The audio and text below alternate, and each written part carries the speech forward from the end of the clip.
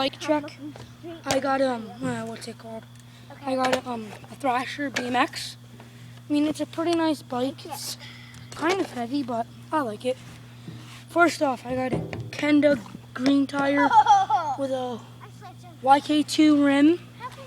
This regular stock, and then it's got stock sprocket, and then different sprocket in the back. Got some pegs.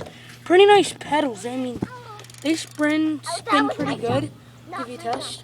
I mean, they're okay. I mean, they're not the best.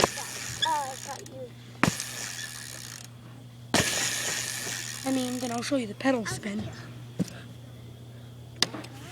Yeah, they're not the best, but they got some Pro Max brakes. They're pretty good.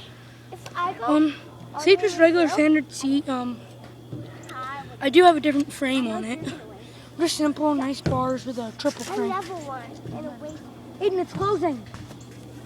It's closing. I never want. No, Aiden, I don't need a piece like that. Yeah. Alright, well, anyway, I got some stock grips. I'm getting ODI long neck grips pretty soon. That's pretty much it. That's my 2014 bike check.